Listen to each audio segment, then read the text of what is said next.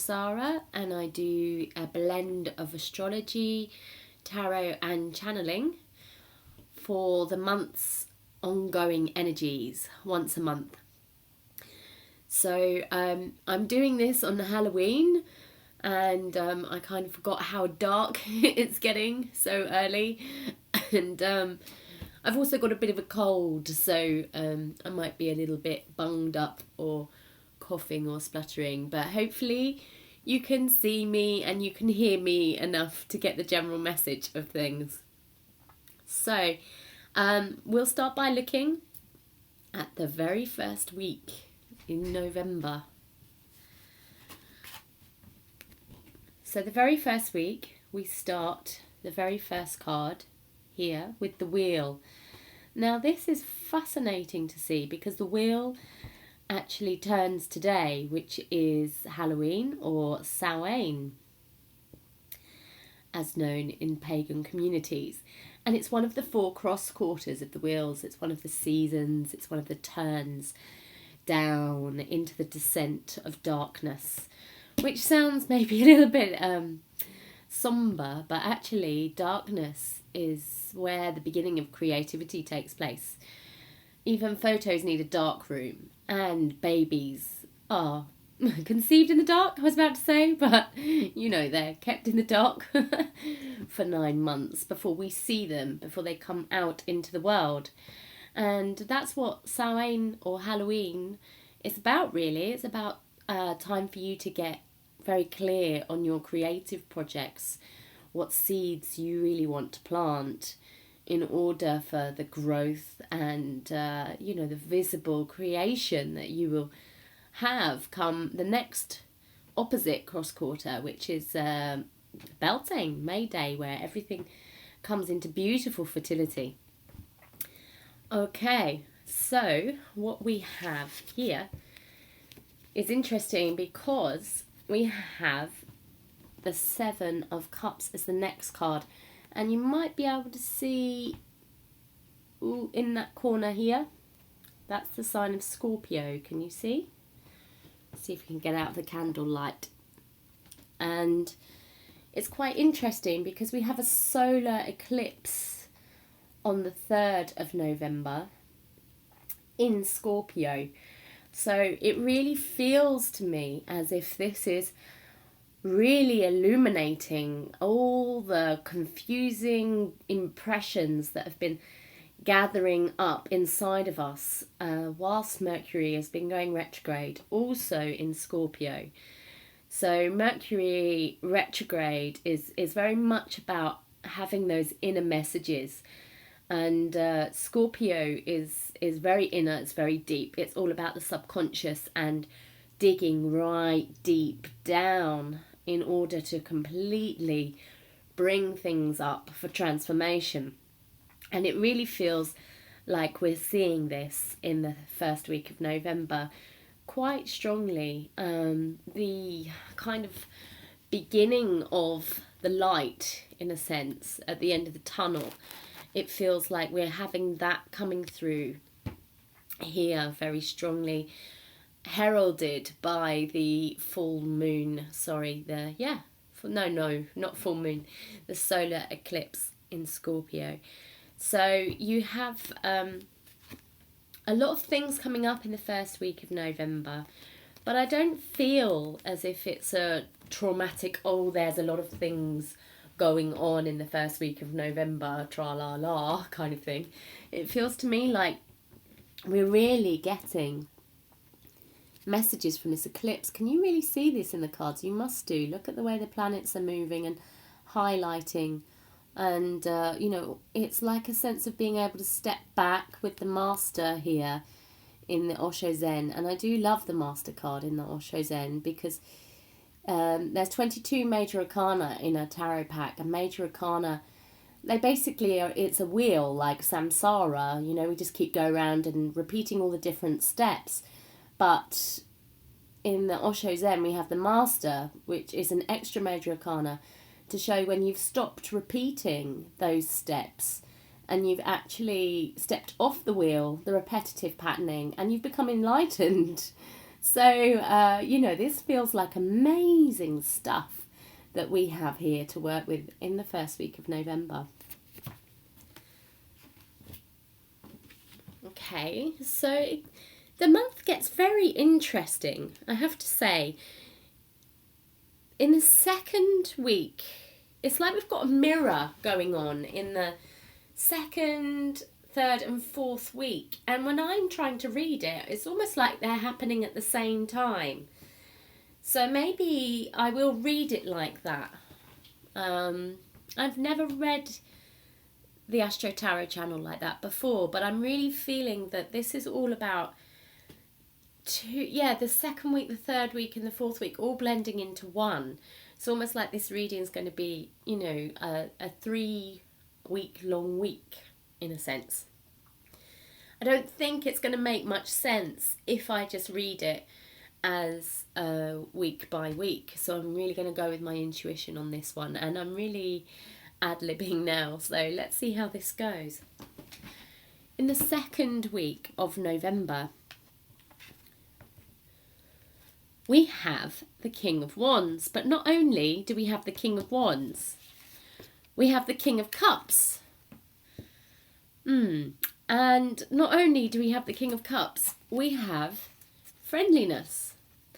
On a symbolic level, we could see here that our active part of ourselves, our highly accomplished active part of ourselves, and our highly accomplished active emotional part of ourself, well, more passive part of ourself, more receptive, more intuitive part of ourselves. There's something here about getting them into equal partnership and them working really, really well together, not competing, but actually complementing each other. So not seeing them as segregated or separated, but actually working in harmony. So it's about getting yourself very, very much in balance with your projects and not having one side more dominant than the other. And you've got that also with the friendliness card here, which is actually the Two of Cups. It's quite interesting that that came out my mouth as I was reading, because when I first saw it, what I saw was things to do with relationships, and maybe that will make more sense in a minute, but just hold it there because I think I need to explain the others so that you understand why I got that, and then come back to this. So I'm going around in a circle. One of my friends the other day told me that I do that a lot, so just yeah, there might be a few tangents that you're going to have to clock and then come back to at the end, okay?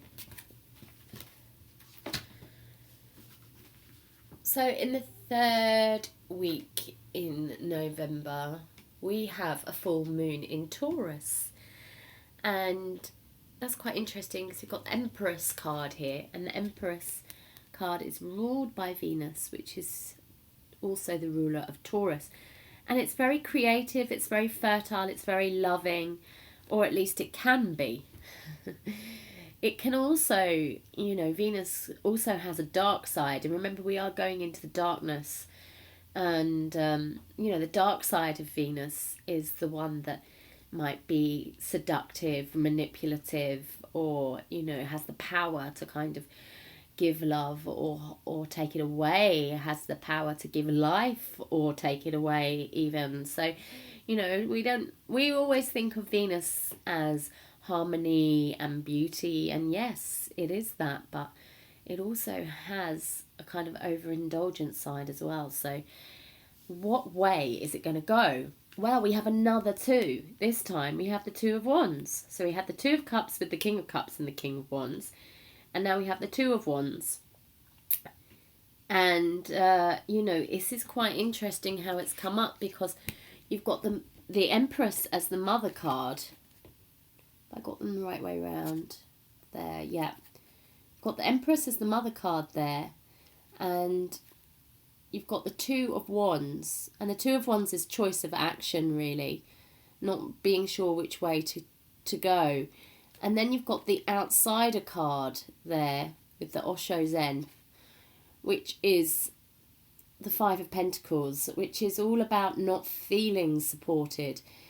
Now, you can see also the Empress, the mother figure, is actually turned away from the child, and it's like she's turned her back on the child, or maybe just had enough and locked him away, you know, and she had the choice to actually connect or separate. But it feels like there's the choice there to separate. So there's things coming up there that feel quite painful, on a very primal, basic, survival kind of mode. And that could also be full moon in Taurus, because, you know, Taurus represents security, and, you know, it feels like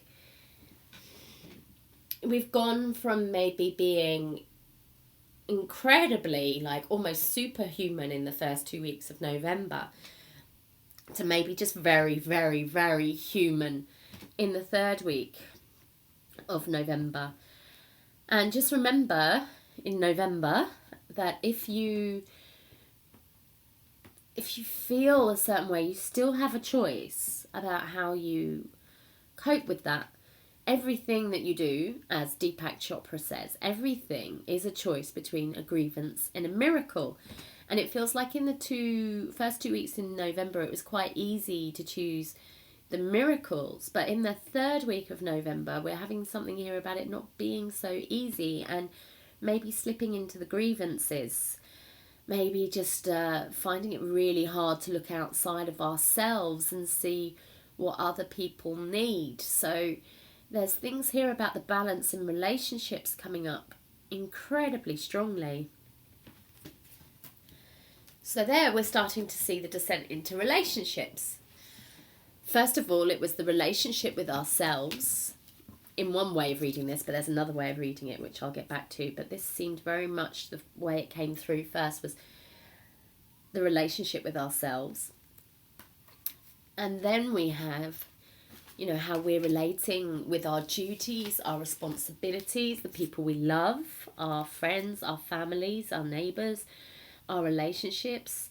You know, how if we get stuck in some self-centered way of being, that actually we cut ourselves off. We become the outsiders by going maybe too much inside and not being able to relate.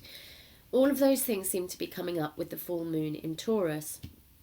But also around that time, we have Neptune and Chiron going direct in Pisces, and we have Jupiter going retrograde in Jupiter's going retrograde in Cancer, which is also in the mother sign. And the Pisces is there's so much water, there's so much emotion going on this month. It's incredible, and there's so much movement in it. There's so much forwards and backwards. You know, Mercury is going direct on the 10th. So, you know, that's going forward, and that's in Scorpio. You've got Jupiter then going backwards in Cancer. And then you've got Chiron and Neptune going forwards in Pisces. So all of the water signs have got dramatic movements and shifts going on here. So in a way, there's a lot of emotional shifting going on this month. And some of it feels amazing. Some of it feels so amazing it's superhuman in terms of rising above our foliables. And then on other ways, we seem to go vroom, down into our ego, our fears, all of those things as well. And I feel as if, you know, we've really got the polarity going on here. We've got the Two of Cups, we've got the Two of Wands here. You know, you've really got energies of these two dichotomies. And it feels as if we're in for a little bit of a changeable month. The first card was the wheel, like it goes round and round, up and down. But one thing's for sure, it feels to me, well, actually nothing's for sure in the tarot, but it really does feel to me as if we're not going to come out of this month the same as when we went in. Moving on into the third week of November, and the final piece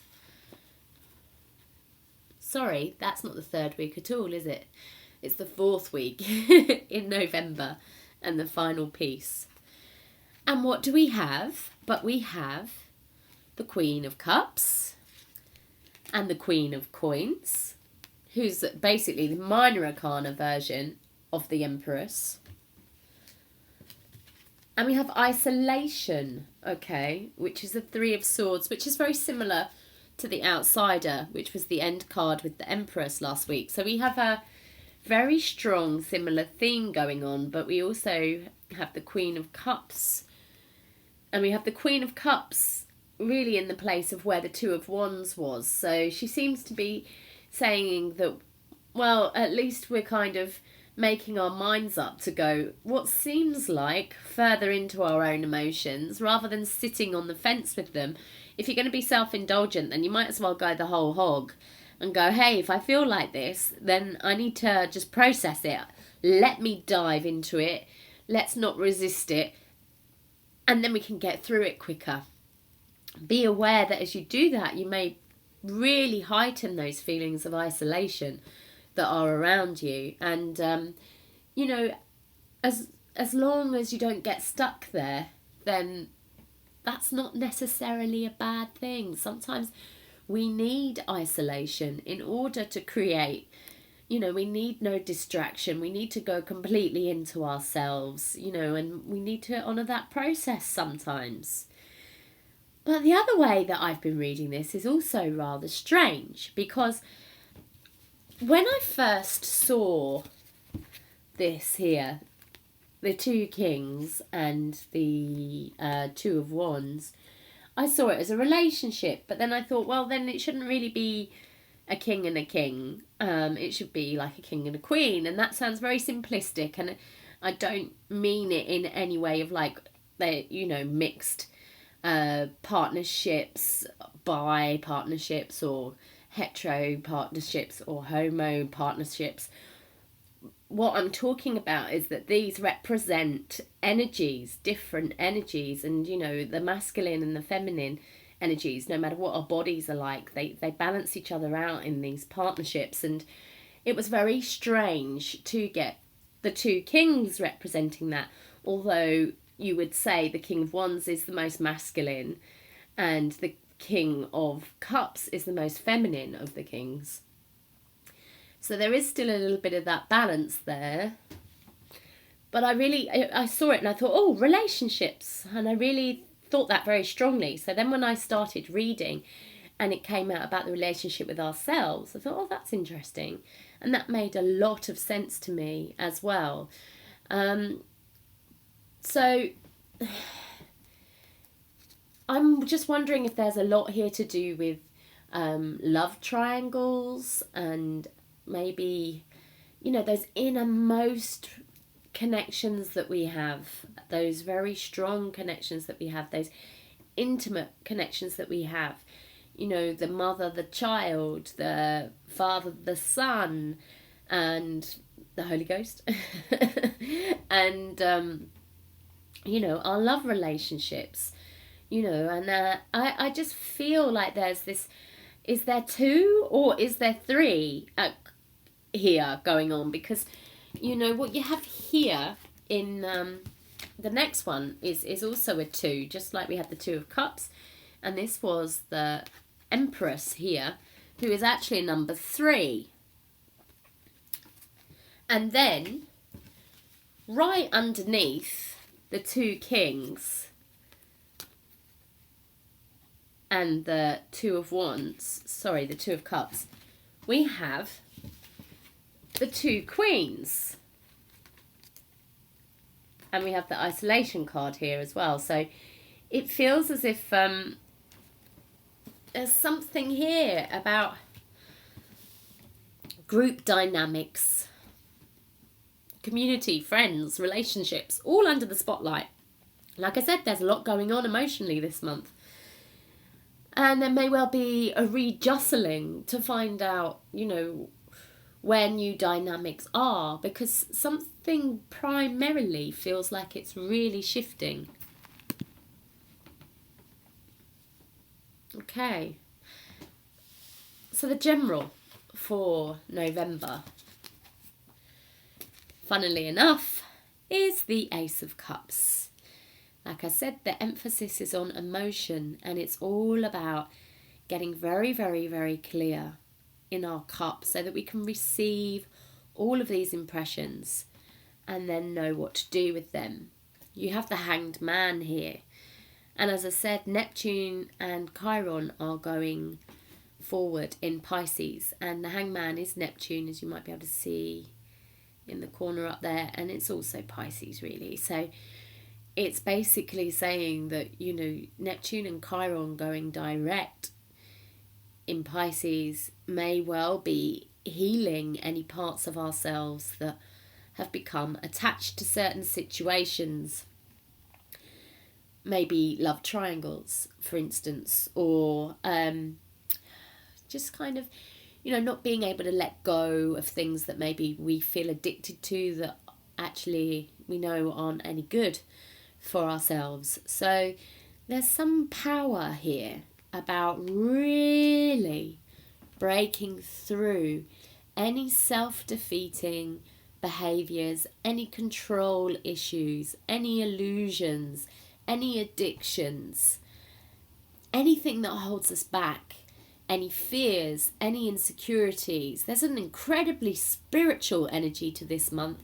Like I said, it feels like, woo, 2012, eat your heart out. This feels like Ascension to me. If I've ever read anything about Ascension, it feels like it's here. It feels like the human instincts, okay, we might have a little bit of a real grapple with them around the third week of the month when Taurus has its full moon, which is very earthbound. But maybe that's just part of the process, isn't it? I mean, if we're going to have this incredible, massive release and opening in the first 2 weeks, then, you know, we are still human all the time that we're here on this planet, as far as I can see. And, you know, we do have to come down to earth. And if we've gone up really, really high, then we come back down with a mass bang, don't we? As far as my human perception sees or understanding sees, that is all I can see. That's how I can see that it works. But once we've come down with a big, big bang, this time it feels to me like we bounce right back up again. Woo! And boy, do we orbit. As I said here, that cup is clean. You know, those emotions are beautifully supporting. They're gorgeous, they're nurturing, and there's this receptivity and this ability to actually completely go into total, utter self-love to the point where you don't need to own anyone. Jealousy, insecurity, fear, all of those things, expectations, attachments. This month, you have the complete and utter ability to totally break through it all.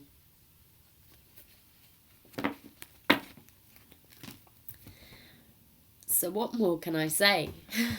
I feel like by speaking, I'm actually lowering the power of it, which obviously I'll just reverse by saying that I'm not. Because, you know, it's about time I really started looking at being a little bit more proactive when it comes to the sales side of things. So you can click off now if you like. But to be honest, I'm never any good at it, really. And I just want to tell you a bit about my cloth that I'm using that you can't see, which is a real shame. And one, you can't see it because of the way that the camera is, and two, because it's really dark. But I'm still going to try and show you, and I'd like it if you just bear with me for a minute and just let me clear the cards away so that I can attempt to show you this cloth, because this cloth is so special. And some of you might have seen it when I work on the TV on on Psychic Today, which you can get on Sky 886, or you can watch online. You just look up their website, psychictoday.com. And, on there, everyone's saying to me, "Oh, Tiffany, your cloth is so gorgeous." I'm like, I know, it's a pretty special cloth. It's so darn special that I left it behind one day and nearly got all the way home, which is like nearly a 2-hour drive. Realised I'd left the cloth and I had to turn around and go back for it. So this cloth is massively special to me, and let me see if I can show you. I don't think I can do it very well, but there we go. Homemade videos for you. Can you see it? Or you might just have to tune in to Psychic Today for the real professional kind of stuff. It looks really great on the screen. It looks fantastic. Anyway, I got this cloth at the UK Tarot Conference. Kim Arnold invited me as a guest because on the November the 4th, her book Tarot Masters is being published by Hay House, and it's a gathering of writings from the people that have spoken there over the last 10 years, of which I am one of them, so I'm very excited. And it was a beautiful night. It was an amazing night, and my highlight was actually getting this gorgeous cloth from none other than Ciro Marchetti himself. And this gorgeous cloth is made by Maria Marchetti. And, I absolutely adore Ciro Marchetti. The 2 decks that I use on the Astro Tarot are Ciro Marchetti's. So I often mention the Osho Zen because it has different titles, so I end up having to explain. And I often forget to mention, like I said, I'm not very good with this kind of practical down-to-earth side of things, but I really do need to mention that these are Ciro Marchetti's Tarot of Dreams, and they're available only from his website. And these ones are Ciro Marchetti's Legacy of the Divine. So as you can see, I'm a Ciro Marchetti fan, and it was just awesome to get this cloth and actually meet them. They were so, when you're a fan of someone and then you actually meet them and they're far nicer than what you actually thought they might be. And that just makes your day. Well, that's what happened to me. My day was already made with the book, but then it got even more made by that. So yes, please do look it up at Tarot Masters, and that's out on the 4th of November, and is a collection of the world's leading Tarot Masters. And is there anything else I need to plug? Oh yeah, myself. So sessions are available on my website if you want more where this has come from. And there's also lists of workshops, which I love doing. I really love doing. And I've got some projects coming up, which I'm really excited about, but I'm not going to tell you anymore. I'm going to leave that one for now. Anyway, have an amazingly beautiful November. I'm sure I've forgotten to plug something, but whatever will be, as they say. And there's always a light at the end of the tunnel. For some reason, I have to say that. And happy Halloween, even though it might not be happy Halloween or Halloween anymore. But I am doing this on Halloween. And a song was going through my head before I started. And it was that Happy Talk song, but it was happy, happy, happy Halloween. Yeah, I don't know either. Mercury retrograde does some funny things. At least we can blame it when it's going retrograde anyway. Or at least I can blame Mercury when it's going retrograde. When actually it's probably just totally and utterly normal for me. And if anything, I hope I've just managed to help you have a little bit more light in this dark descent, one way or another. And I will see you again in not November, December. All the best. Take care and lots of love.